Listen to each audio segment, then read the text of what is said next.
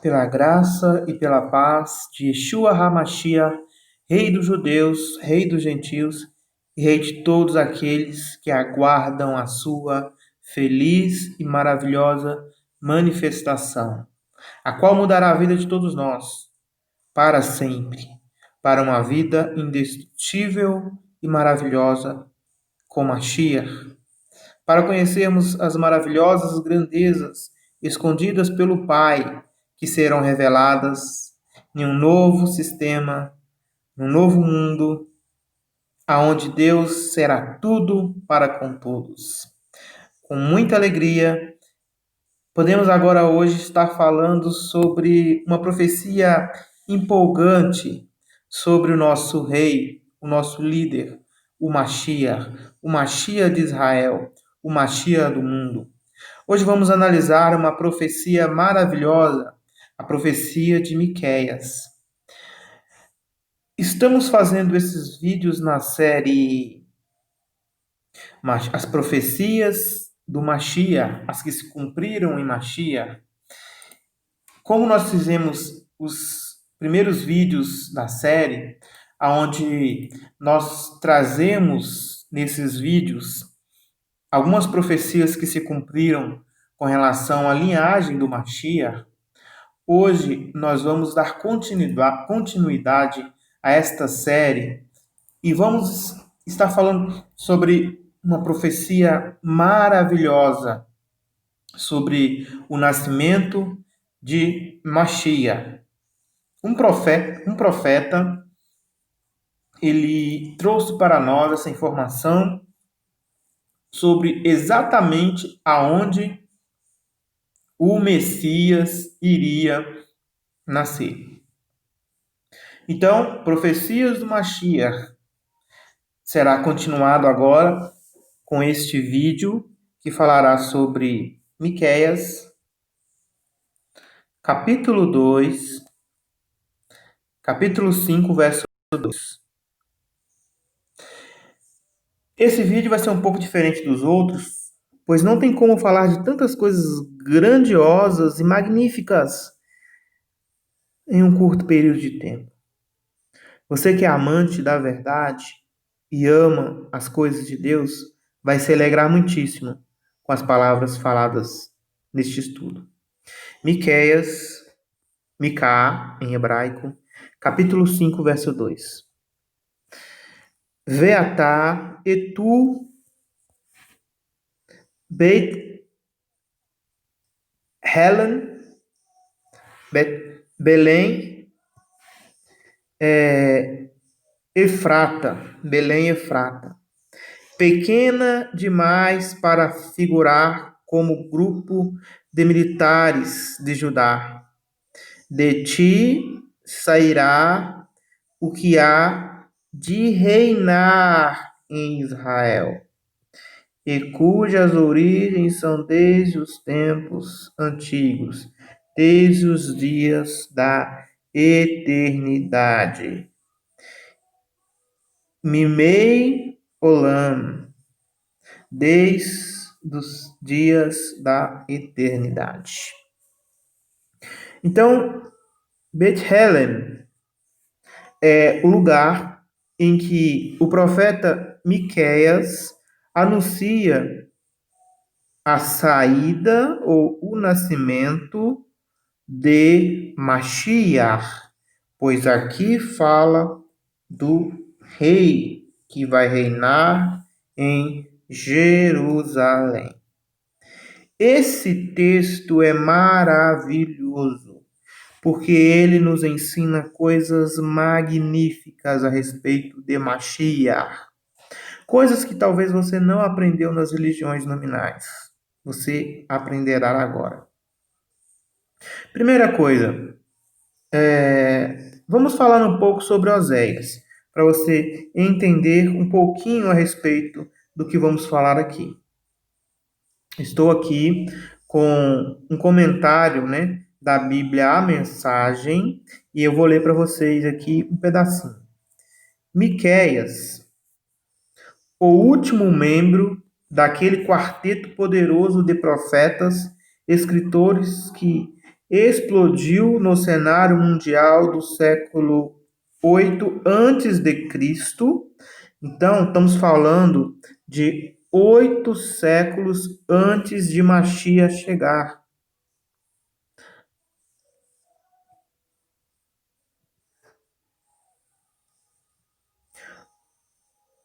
800 anos, aproximadamente, antes de Mashiach aparecer ao mundo. Então, esses 4 profetas, Isaías, Oséias, Amós, foram os outros 3, juntamente com Miqueias. Como praticamente todos os seus colegas profetas, todos os profetas, os incumbidos de manter o povo de Deus vivo para Deus e atento à voz de Deus, Miqueias foi um mestre da metáfora. Então ele usou muitas palavras importantíssimas. Aqui é o que nós queríamos falar. Mais uma coisa que queríamos falar. Miqueias era oriundo de uma vila em Judá, perto da fronteira filisteia. Mas ele conhecia Isaías, que morava em Jerusalém, na capital. As mensagens de ambos se sobrepunham, ou seja, eram mensagens que falavam dos mesmos assuntos. Mas Miqueias falava do ponto de vista de um homem de cidade pequena, enquanto Isaías falava de um ponto de vista de alguém que morava na capital.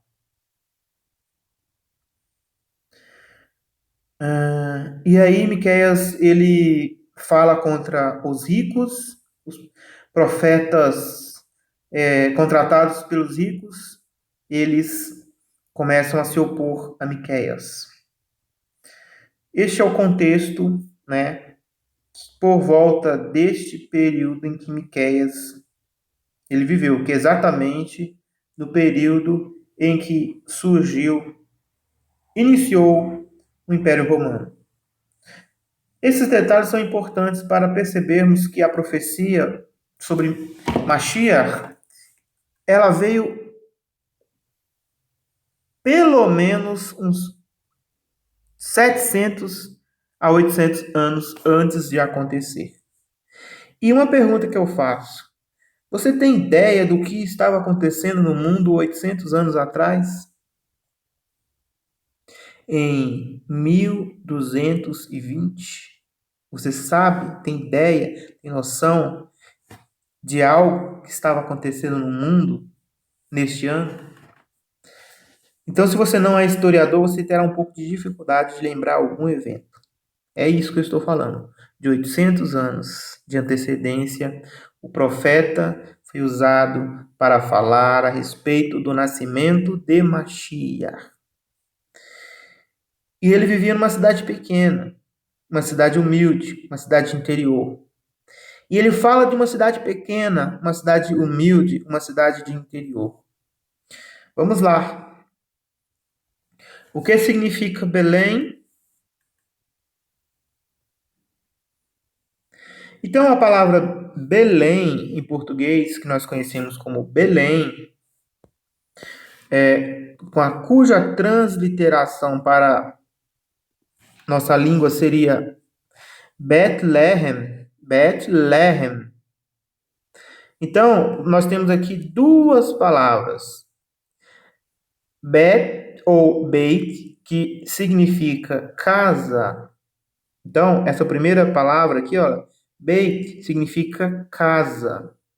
Casa.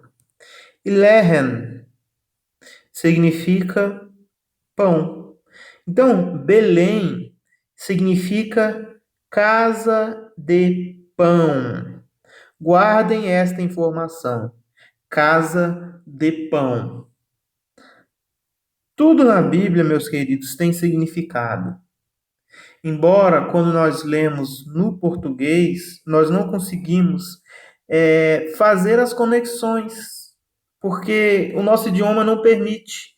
Belém. O que é Belém? O que é Belém para nós? Se eu te perguntar o que é Belém, você saberia dizer? Agora você sabe que Belém significa Bethlehem ou casa de pão. E, além de Belém ser casa de pão, é a primeira informação que você está tendo sobre a profecia de Miqueias. Você já pode ter ouvido que o profeta Miqueias falou aonde Jesus iria nascer, mas talvez não te explicaram os motivos por trás desta profecia, que você vai entender hoje. Também, Belém não era qualquer Belém, pois existia duas Beléns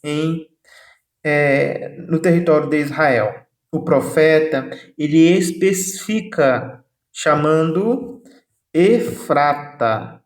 Não era apenas Belém, também era Belém Efrata, ok? A palavra está aqui, ó, Efrata. Exatamente assim que se lê. Efrata. Betlehem Efrata. Belém de Efrata. Você já aprendeu o que significa Belém? Casa de pão. Agora você vai aprender o que significa Efrata. Você vai se maravilhar com o que a Bíblia fala. Então, a palavra está aqui, Efrata, e o significado significa monte de cinzas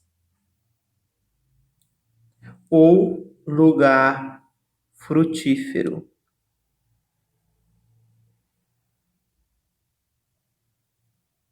Ok?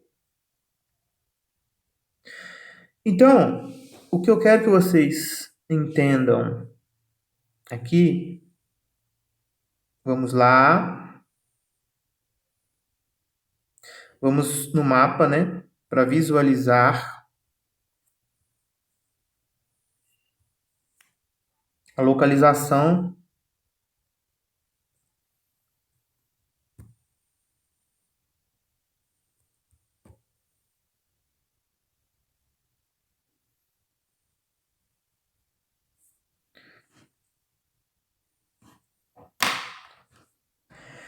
Então, temos aqui o mapa, tá?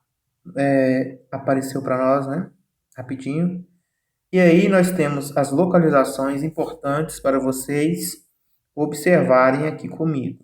Então aqui nós temos o distrito de Jerusalém, Jerusalém, tá? Temos aqui Ramá. E aí, olha, nós temos aqui perto de Betel,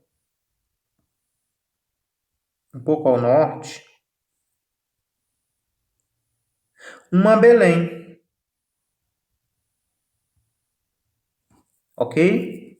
Temos uma Belém aqui abaixo de Betel, possivelmente, né, o lugar aonde eles enterraram, né, uma patriarca muito importante, ok? A esposa de Yaakov, quando a sua amada esposa faleceu no parto do seu filho Ben-Oni, que na verdade, né, era Ben-Oni, depois foi chamado de Ben-Amin.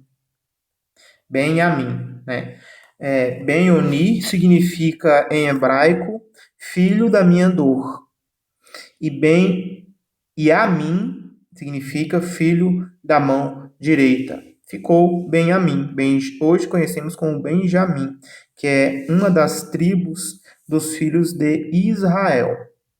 Então, neste lugar aqui, fatídico, a patriarca, né, esposa de Jacob, ela faleceu. Ok? Raquel. Raquel, esposa de Jacob, ao dar à luz a Ben-Oni, Ben-Yamin, Benjamim. Então, poderia surgir uma dúvida entre todos aqueles que esperavam a Mashiach, quando Micar, ou Miqueias, ele anuncia que o verdadeiro rei de Israel sairia de Belém. Só que aí ele fala Belém Efrata. Ele posiciona aqui, no caso,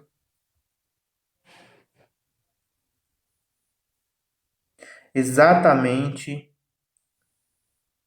a Belém, que é Bethlehem, Belém, ou seja, Belém Efrata, ok? Então, veja só, é muito bem detalhado. No sul de Jerusalém, cidade de Davi. Como que Davi veio parar nesse lugar? Como? A sua ascendente, né? Ruth e Noemi eram, no caso, a Noemi, né? Elas eram desta cidade. Ela era desta região da Efrata. A Bíblia menciona isso. Então, possivelmente, né, eles receberam a terra deles naquela região, né? E aí nasceu Jessé e depois Davi. Davi era da cidade de Belém, Bethlehem, cidade do pão. E é exatamente neste lugar, neste ambiente, que Mashiach, o verdadeiro Mashiach, iria aparecer. Ok? Isso é para vocês ficarem situados na profecia. Agora nós estamos aprendendo, né, já aprendemos sobre Bethlehem, cidade do pão, agora estamos aprendendo sobre Efrata, o significado de Efrata. Então, Efrata, ele significa duas coisas: monte de cinzas e também significa lugar frutífero. Efrata, a palavra Efrata, vamos aqui no dicionário Strong, certo? Até peguei aqui maior, para vocês terem uma ideia do que nós estamos falando. Então, aqui está a palavra Efrata, ela corresponde a esse código Strong. E aí diz assim, ó, monte de cinzas, lugar frutífero. Aí explica que era um lugar em Betel, né? Próximo a Betel, onde Raquel morreu, foi sepultada. E o 2 é o outro nome para Belém, certo? Então, existia também a Belém Efrata, certo? Outro lugar para Belém. Então, que Belém está falando aqui? Está falando de lá de baixo, né? E aí, também tem um termo que significa Efrati, que é um termo genérico, olha só, um termo gentílico procedente de 672. O que é 672? Não é aqui? Então, isto aqui, olha, Efrati ou Efrateu é um termo que procede de Efrata, ok? Vocês vão entender o que eu estou querendo dizer. Então, primeiro, a definição: um habitante ou descendente de Efraim, um habitante de Belém. Então, está ligado, pessoal, duas coisas aqui, ó. Os descendentes de Efraim eram chamados de Efrateu. E os habitantes que nasciam em Belém também era chamado de Efrateu. E a raiz desta palavra é basicamente cinzento ou frutífero. Montes de cinzas, tá? Vamos aqui, ó. Monte de cinza. O que representa um monte de cinza? Monte de cinza. O que representa um monte de cinzas? Bom, nós sabemos que a cinza é o resultado de um processo químico, né? que houve de um material com o fogo, certo? O fogo queima o material e sobra cinzas. Então, para você ter um monte de cinzas, primeiro você tem que ter fogo consumindo o material para gerar cinzas. Só que também esse nome significa lugar frutífero. Ou seja, de um lugar que é um monte de cinzas, que não há vida, você tem um lugar que sai vida, um lugar frutífero, um lugar que sai frutos. Então, pensa bem, uma casa de pães. Hoje, se nós formos no pé da letra falar onde é uma casa de pães aqui no Brasil, o que você vai pensar? Em uma padaria. Por quê? Porque é o lugar que você vai comprar pão, certo? Na Bíblia, o pessoal, a palavra pão representa alimento em sua totalidade, certo? Todo tipo de alimento que sustém a vida, pão. Então, o lugar da onde Mashiach procederia, primeiramente era um monte de cinza, depois seria um lugar frutífero, ok? Isto representa bem a situação de Israel e da humanidade. Um monte de cinzas. O nosso estado perante Deus sem vida. Sem vida. Mas Mashiach, ele viria de um lugar sem vida, um monte de cinzas, e frutificaria a vida e daria pão para as pessoas. Entende? Da morte, ele traria vida. Olha esse paralelo. Poucos conseguem perceber que existe um paralelo espiritual profundo no lugar de origem do nascimento de Mashiach. Monte de cinza para lugar frutífero. Mashiach representa exatamente isso. Ele pegou a humanidade, ele pegou a nação de Israel como um monte de cinzas e transformou a humanidade e Israel em um lugar frutífero. Da morte, ele trouxe a vida.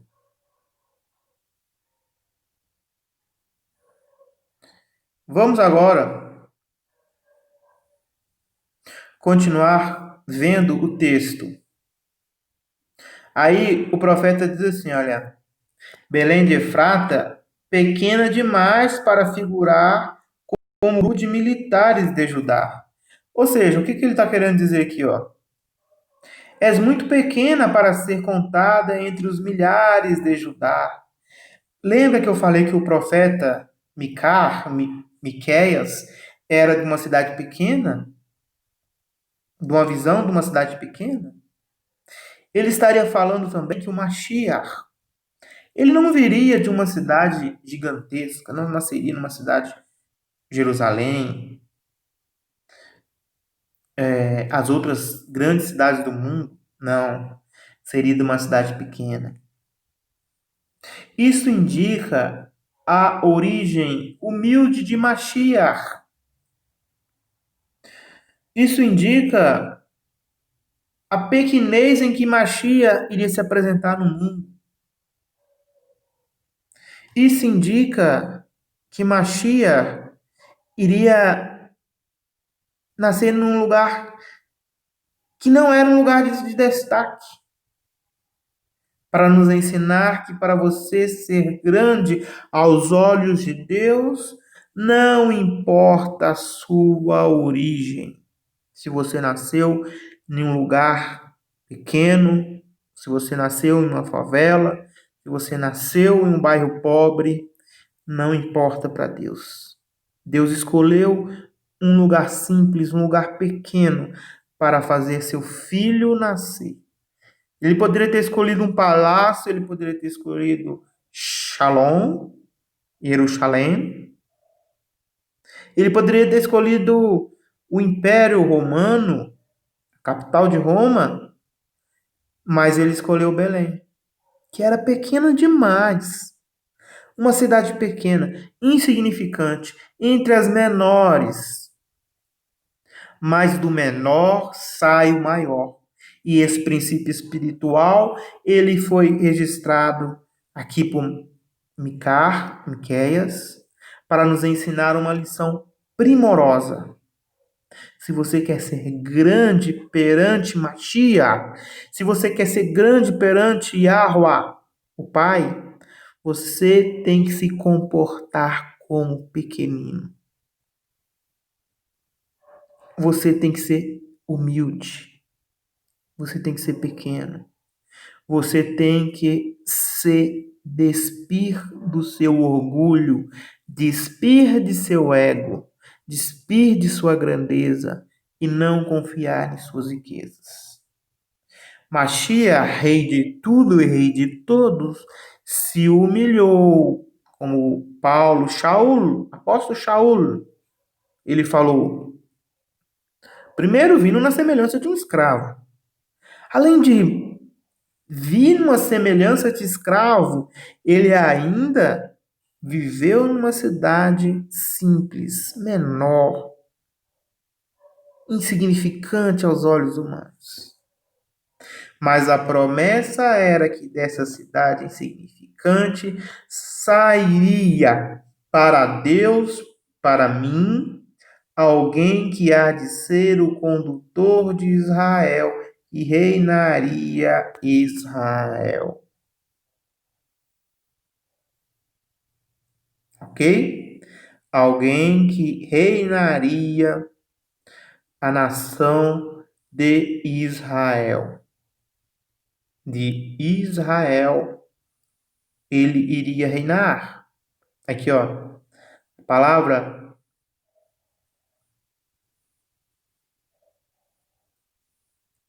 no caso aqui, né, é de uma raiz machal, mas aqui está escrito Moshel, tem um L aqui. Ou seja, reinar, governar, o quê? Israel. Beishael.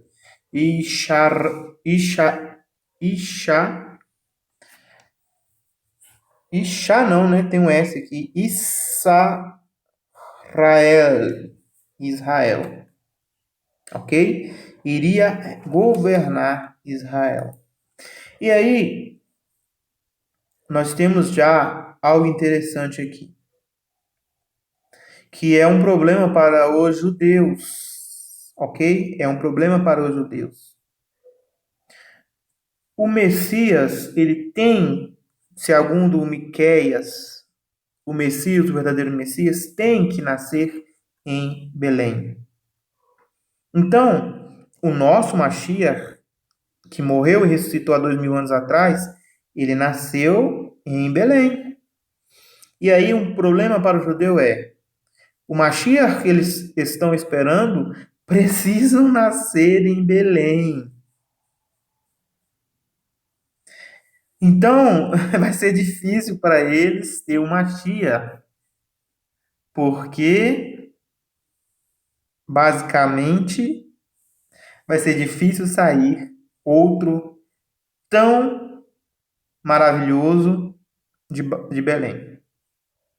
Houve muitos judeuses, né, que nasceram em vários lugares de Israel, né, que foram brilhantes, né, que eles até começaram a achar que eram um Messias, mas tem que cumprir essa profecia aqui, amigo. Então as coisas ficam mais difíceis. É um problema para o Israel. Só que aí também o texto, ele traz para nós um problema para os cristãos, ok? Principalmente os cristãos que acreditam na Trindade. Aqui falou, olha, que cujas origens, ou seja, a origem do Mashiach, são de tempos antigos, desde os dias da eternidade. Vamos lá.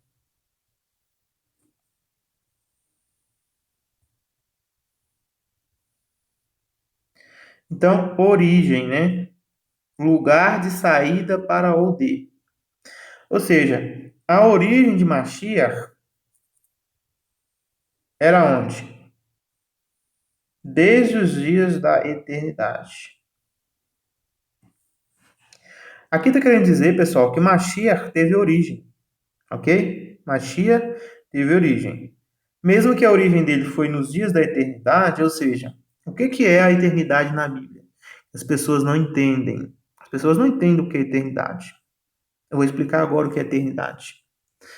Quando Deus ele resolveu criar os céus, a terra e colocou o luzeiro na terra, então para nós começou a contar o tempo, 24 horas, quando o luzeiro do sol e da lua passou a existir. Isso foi no quarto dia. Então desde aí começou o tempo linear para nós aqui no nosso mundo. Então tudo que veio antes disso, ele está fora do nosso tempo. Ok? Entendeu aqui?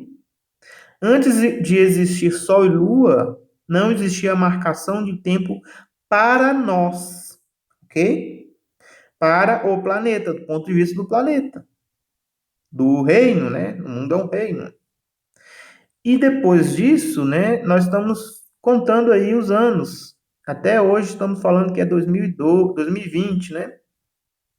Então o tempo para nós começa no ponto de partida.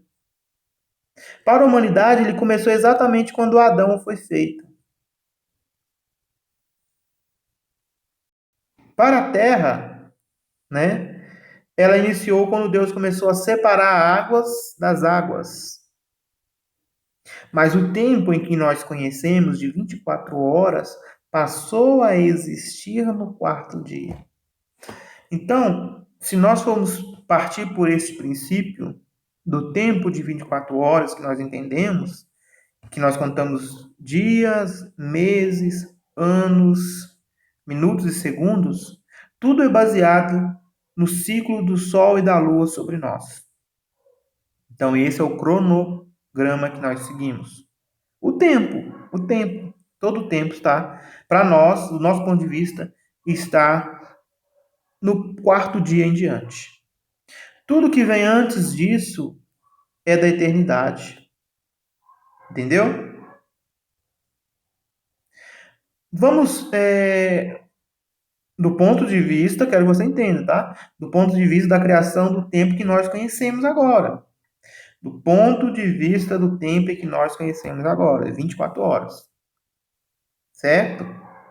Do ponto de vista do tempo em que nós conhecemos hoje, o tempo começou no quarto dia. Mas é claro que o tempo não começou no quarto dia, por quê? Porque já havia coisas acontecendo antes do quarto dia. Primeiro dia, segundo dia, terceiro dia. Gênesis capítulo 1 fala sobre essas coisas. Bereshit bara Elohim het hashamai, ou seja, no começo Deus criou os céus e a terra. E a terra mostrava sem forma e vazia, havia escuridão sobre a face das águas. E Rua, espírito de Elohim, ele merachef, ou planava sobre as superfícies das águas. Então, o tempo, do ponto de vista da terra, quando não existia nada, só existia água, ele já existia. Só que essa datação de tempo é diferente da nossa. Não conseguimos compreender o significado real disso. De quanto tempo era um dia. Por isso que não podemos afirmar que Deus criou o mundo em 7 dias e 24 horas. Entende? Porque o dia de 24 horas foi criado no quarto dia. Antes do quarto dia não tinha dia de 24 horas, meu querido, minha querida. Então, quando fala que Machia, a sua origem é nos dias da eternidade. Aqui, ó.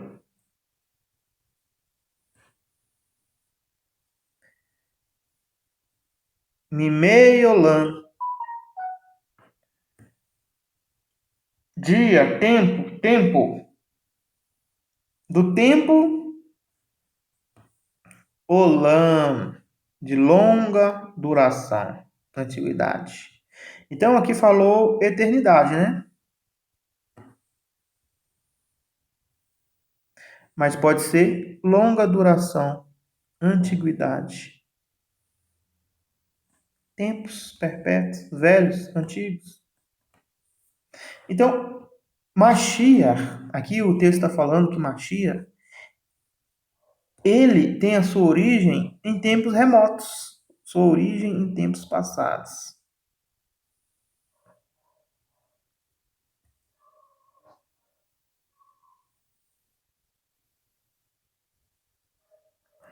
A sua origem remonta ao passado distante. Então, Mashiach, ele teve uma origem. Qual é a origem do Mashiach? Um passado distante. Bem distante. A terra ainda não estava construída.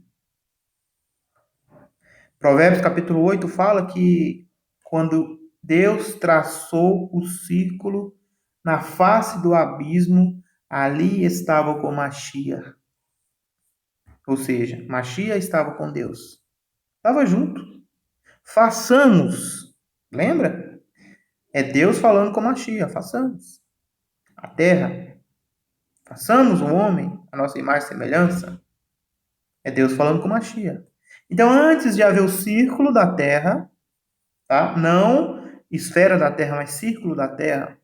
Antes de haver o círculo que foi desenhado na face do abismo, Mashiach já estava com Deus. Certo?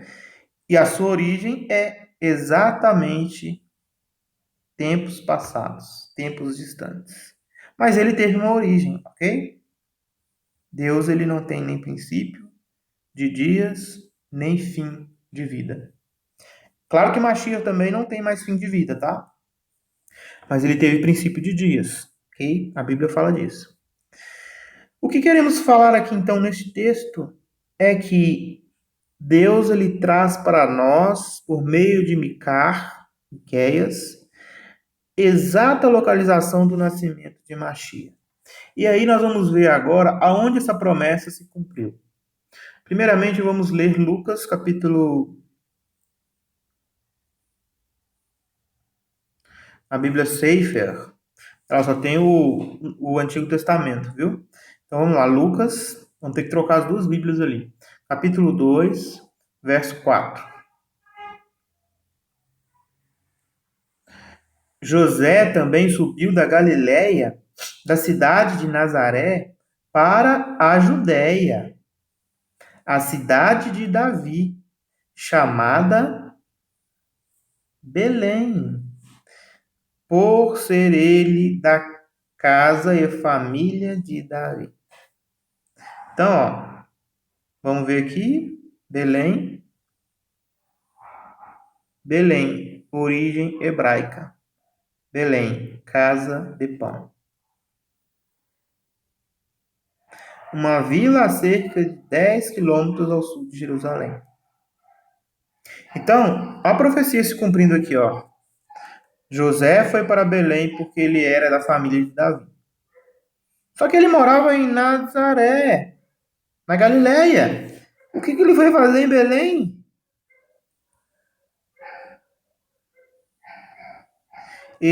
O primeiro recenseamento foi feito quando Quirino era governador da Síria. Todos iam alistar-se, cada um na sua própria cidade.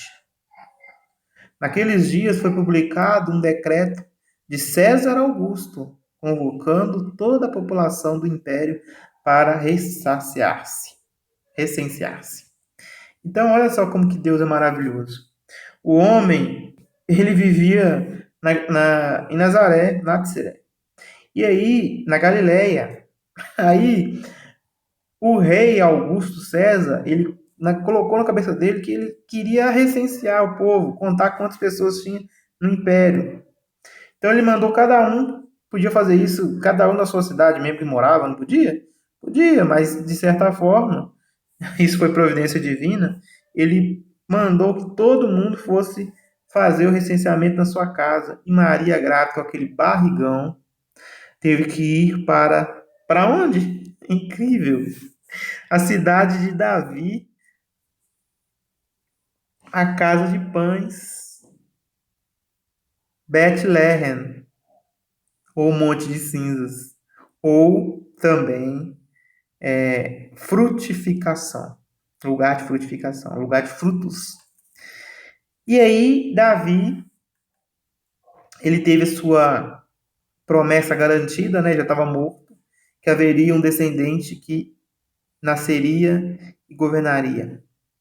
Só que essa parte do governaria ainda não chegou, né? É um cumprimento da profecia para uma próxima ocasião que nós vamos falar. Agora vamos ver aqui Mateus, Matitiarro, capítulo 2 também, verso 6.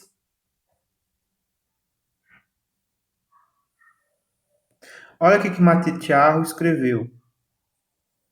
Pessoal, vamos mudar aqui a Bíblia Sefer, que a gente não vai mais usar a Bíblia Sefer, né? E a Bíblia Sefer só tem o Antigo Testamento. Então, vamos pegar aqui, né? Vamos pegar aqui uma Bíblia. Vou pegar essa aqui, certo? E vou pegar aqui a original. Original não. Uma Bíblia hebraica aqui, tá? Vamos lá. Só que tem o Novo Testamento. Porque essa aqui que a gente estuda só tem um velho.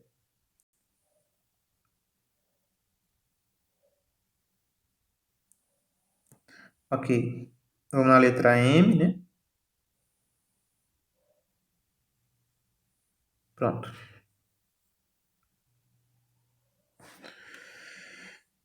Aí vamos ler aqui, ó. Tendo ouvido isso, alertou-se o rei Herodes, né, que era o governador dessa região, né, de Jerusalém, da Judéia, e com ele toda Jerusalém. Então, convocando todos os principais sacerdotes e escribas do povo, indagava deles onde o Cristo deveria nascer. A resposta: em Belém da Judéia. Tá vendo? A resposta, olha aqui a resposta aqui, ó. Beit-Lehem, Yehudá. Beit-Lehem e Yehudá, Belém da Judéia. De Judá, né? Não é da Judéia, é Belém de Judá. Belém de Judá. A gente fala Belém da Judéia, né? Mas é Belém de Judá. Responderam eles, porque assim está escrito por intermédio do profeta. Qual profeta, pessoal? Miqueias. E tu, Belém da terra de Judá, não és de modo algum menor entre os principais de Judá, porque de ti sairá quem? O guia que há de apacentar o meu povo Israel, né? Aqui na versão AFC. E tu, Belém, terra de Judá, de modo nenhum és menor entre as capitais de Judá, porque de ti sairá o guia que há de apacentar meu povo Israel. Certo? Aqui de novo, ó. As mesmas palavras faladas pelo profeta. Tá vendo? As mesmas palavras do profeta Miqueias aqui no livro de Mateus, tendo seu cumprimento.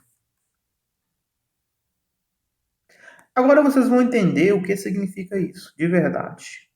Vocês vão entender o que significa isso, de verdade. Vamos abrir nossas Bíblias.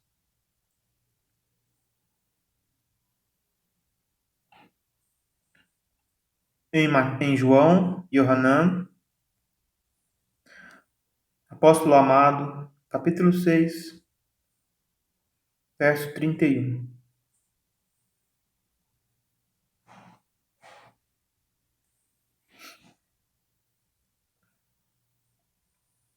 Aí, o contexto é o seguinte. Yeshua, ele tinha alimentado as nações, né? Tinha feito milagres dos pães, multiplicado pães.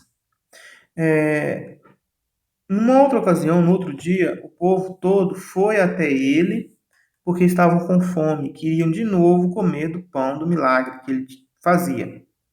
Daí, no meio da discussão, das pessoas que estavam ali falaram para Yeshua: nossos pais comeram o maná no deserto. Maná, pessoal, é o pão, certo? Que caia do céu. Quando Israel ficou peregrinando por 40 anos no deserto do Sinai. Então Deus ele alimentava o povo com maná, com pão que caía do céu. Então, o povo diz: nossos pais comeram maná no deserto. Como está escrito: deu-lhes a comer o pão do céu. Referindo-se ao pão do céu, ao maná. O man, em hebraico. Disse-lhes, pois, Jesus: na verdade vos digo. Vamos pegar aqui, ó. Não, isso não. Vamos pegar aqui, ó, a Novo Testamento Judaico, né? Para vocês verem a expressão aqui que aparece no Novo Testamento Judaico. Olha que fantástico.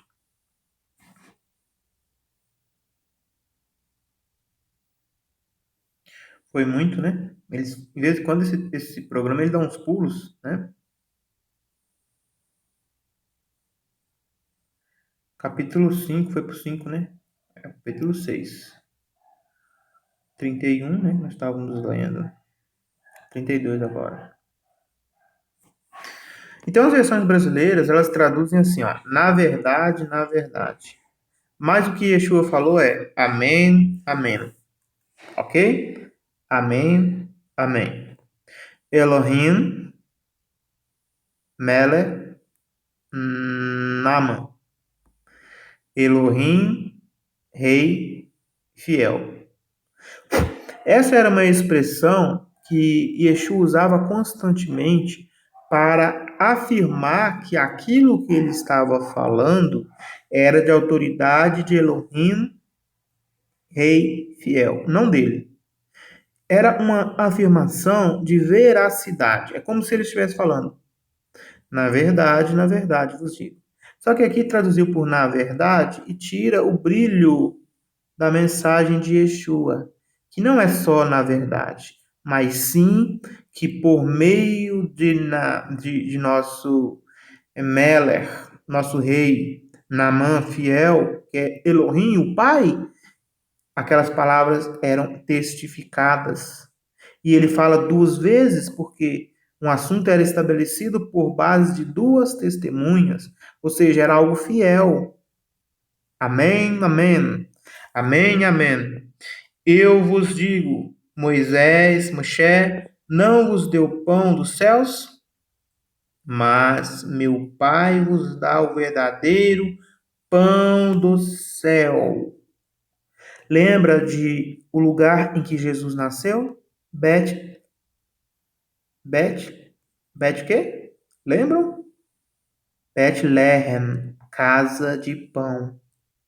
Jesus tinha que nascer na casa de pão porque ele era o pão vivo que veio do céu. Betlehem, casa de pão. Yeshua, pão vivo que veio do céu. Porque o pão de Elohim é aquele que desce, que era ele, né? Do céu e dá vida ao mundo. Lembra da cidade de Betlehem, Efrata? Efrata significa monte de cinzas. Também significa frutificar. Ou seja, Betlehem, Efrata, seria um lugar apropriado para o pão que veio do céu, que veio ao mundo, o monte de cinzas, ter a oportunidade de frutificar. Por isso o pão dá vida ao mundo. Disse-lhe, pois, Senhor, dar-nos sempre esse pão. Então, eles queriam pão, mas eles não queriam compromisso. Eles queriam um alimento físico. Eles não entendiam. Eles achavam que estavam falando de pão. Yeshua não estava falando de pão. Yeshua estava falando de vida. E essa vida representava ele. Os seus ensinamentos, a Torá viva, a lei viva. Declarou-lhes Yeshua, eu, Ani, Ani, Ani, eu, sou, Lehem, pão, eu sou pão, Ha-Ha-Ion, da vida, Baruch Hashem. Louvado seja o nosso Deus por esse entendimento maravilhoso. Ele era o pão da vida, e aquele que vem a mim, de modo algum terá fome. Está falando de alimento, pessoal? Pão verdadeiro, pão físico, pão material? Não, está falando de vida. O que sustenta a vida? O pão da vida. Você se alimenta, você precisa de comer, você precisa de energia. Você come, você bebe. É assim que Deus nos fez. Era típico da forma em que o profeta falaria a respeito de Yeshua. Nós vimos aqui, olha, que o profeta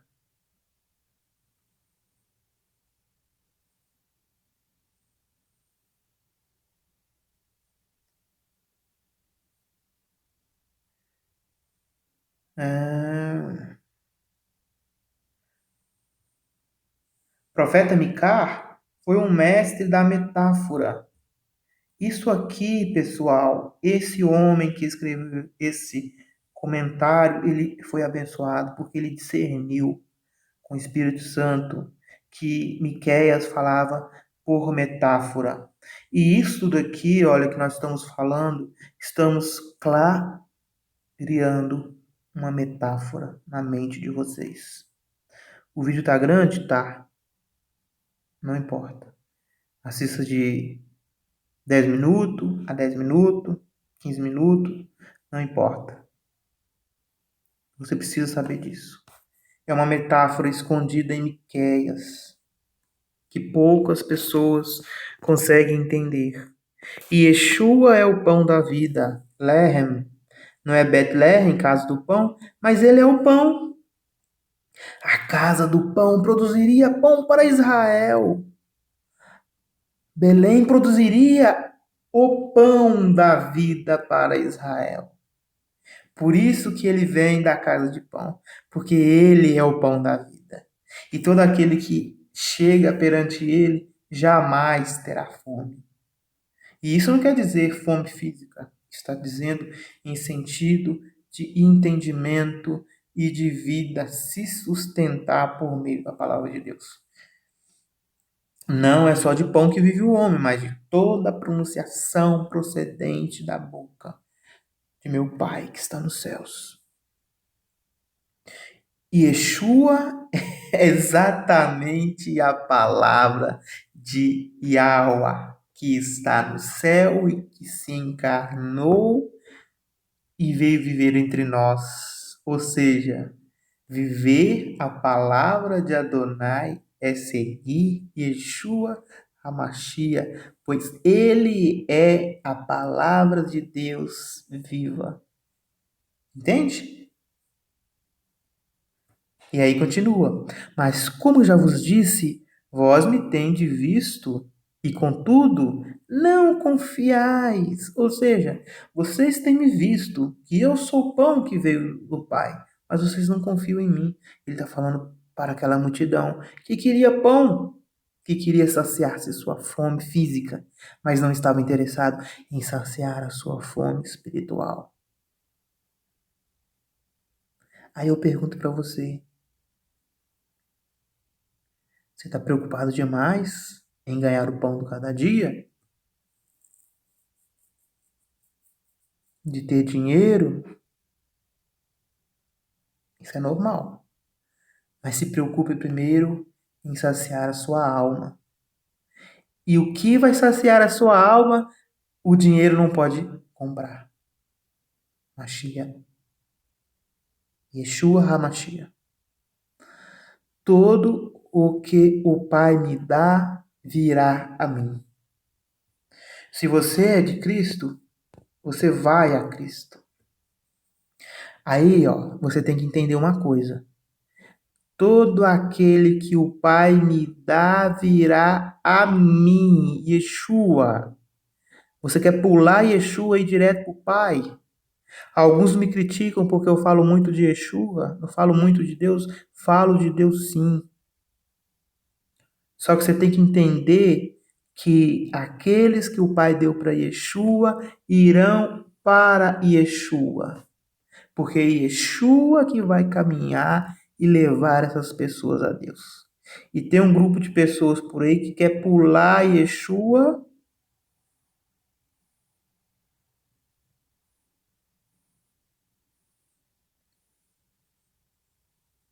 e quer ir direto para Adonai. Se incomodam quando ouvem falar de Yeshua. Jesus, Jesus, Jesus, você está falando muito de Jesus. Você está falando muito de Jesus, você está falando muito de Jesus, você não está falando de Deus. Mas é que você ainda não entendeu ainda a mensagem profética. Por isso você me critica. O que vem a mim, de maneira nenhuma lançarei fora. Vem a mim, a Cristo, Yeshua. Quer se chegar a Deus? Primeiro, meu amigo, você tem que passar por Yeshua. Aí se você acha que Yeshua é apenas uma ponte, um objeto que você vai só passar por ele, você está muito enganado. E isso eu vou te explicar agora o porquê. Quando Deus ele decidiu ter filhos com livre-arbítrio, porque Deus existe criaturas de Deus nos céus que não têm livre-arbítrio. Não pode escolher o que elas querem fazer. Ok? Tanto é que as que escolheram fazer algo contrário que Deus queria, estão todas condenadas sem volta. Isso é livre-arbítrio? Livre-arbítrio? Não. Não é livre-arbítrio. Se você escolhe algo que está diferente daquilo, né? E você não tem uma outra chance, então você não tem livre-arbítrio, certo? Então, as criaturas celestiais, elas foram criadas para servir. Elas não podem escolher algo que Deus não quer. Entendeu? Só que quando Deus escolheu fazer a humanidade, ele decidiu colocar o livre-arbítrio. Isso que eu estou falando é profundo. Talvez você nem vai entender. Quando ele escolheu te dar o livre-arbítrio, você teria que ter duas opções: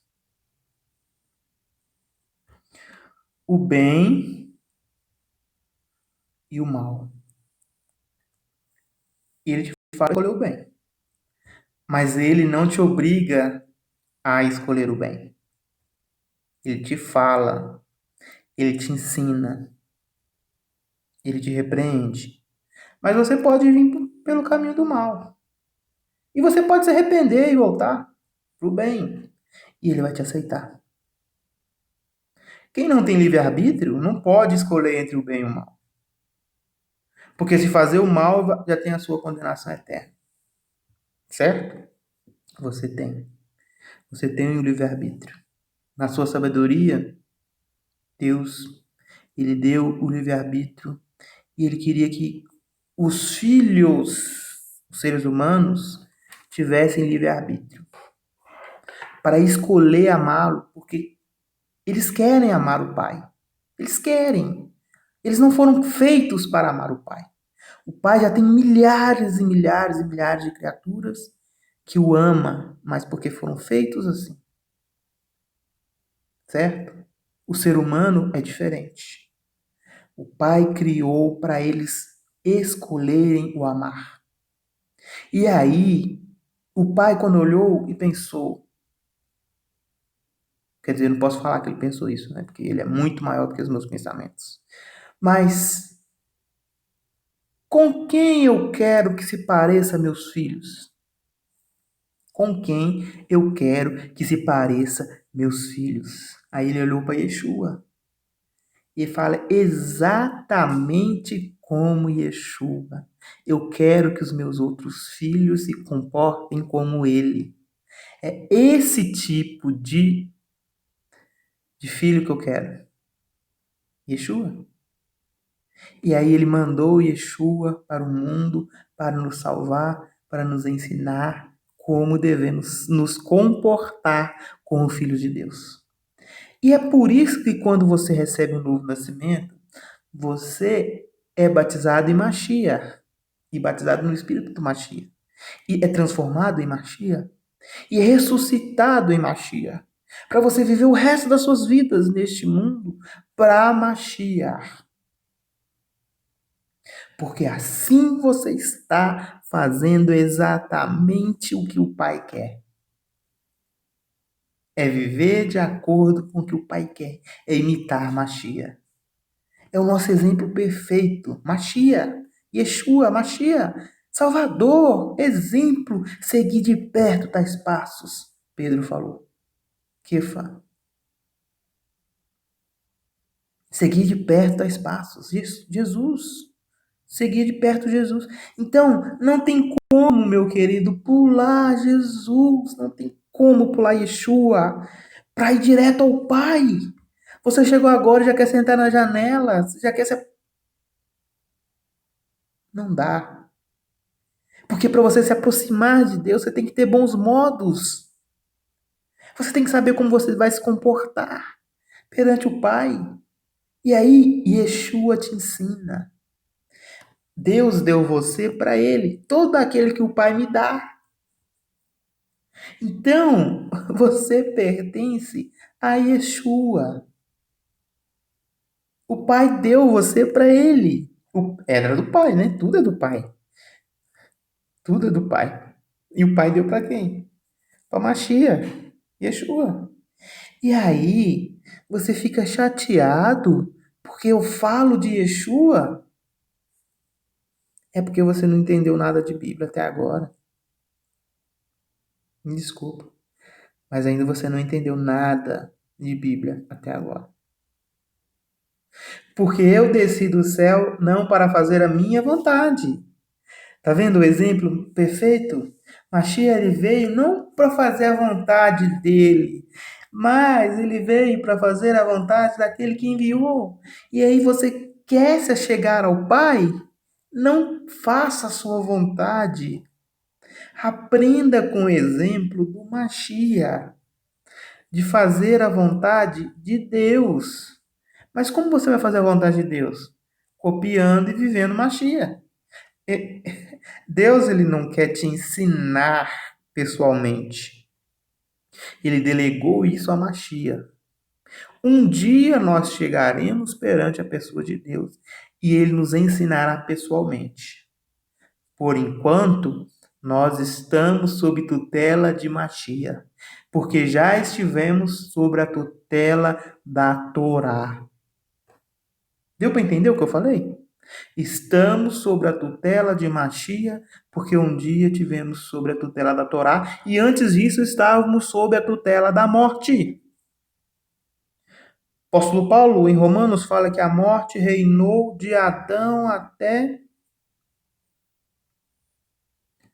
O apóstolo Paulo falou que a morte reinou de Adão até a lei, até a Torá. Então a humanidade antes esteve na tutela da morte. E agora antes passaram para a tutela da Torá, da lei. Só que a lei era rígida, dura, para expor o pecado, para te mostrar o quanto você era afastado, degenerado, pecador, imperfeito, indigno. Só que agora nós não estamos mais na tutela da Torá, porque a Torá, ela se manifestou em carne e veio viver entre nós e escreveu as tuas palavras em nossos corações. É maravilhoso. É para arrepiar. Então você fala que você não está mais debaixo da Torá? Muito pelo contrário. Criamos Torá. Criamos lei, o apóstolo Paulo falou.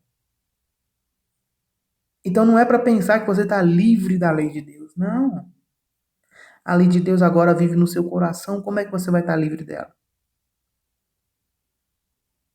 Daí, quando Yeshua começou a dizer que ele era o pão do céu, que ele fazia parte daquele que enviou ele, que ele iria ressuscitar as pessoas no último dia, que ele tinha poder de ressurreição, de dar a vida de novo a uma pessoa que já tinha morrido,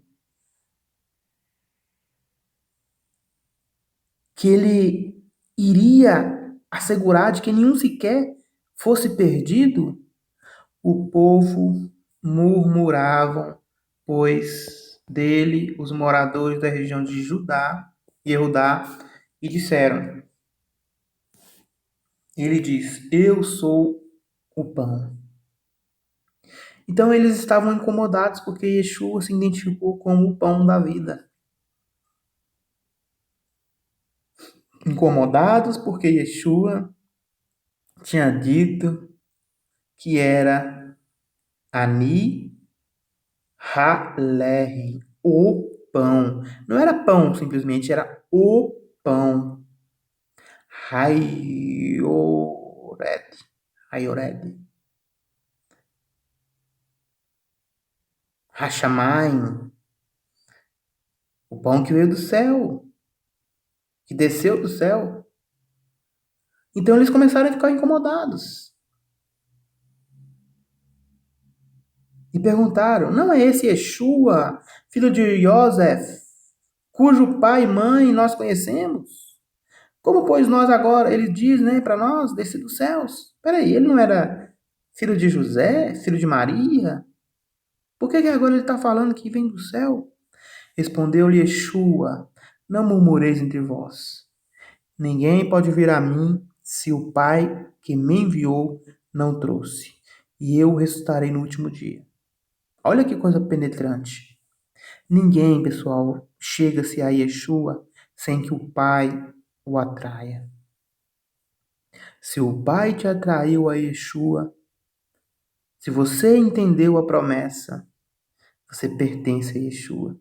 E ele te ressuscitará no último dia, se você morrer. Está escrito nos profetas, e serão todos ensinados por Elohim.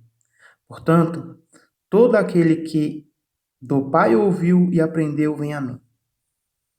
Se formos ensinados por Elohim, por meio dos profetas, pessoal, nós temos uma obrigação de ouvir a Yeshua. Se você aprendeu do Pai, por meio dos profetas, você vai a Yeshua. Você identifica Yeshua, o verdadeiro Mashiach de Israel.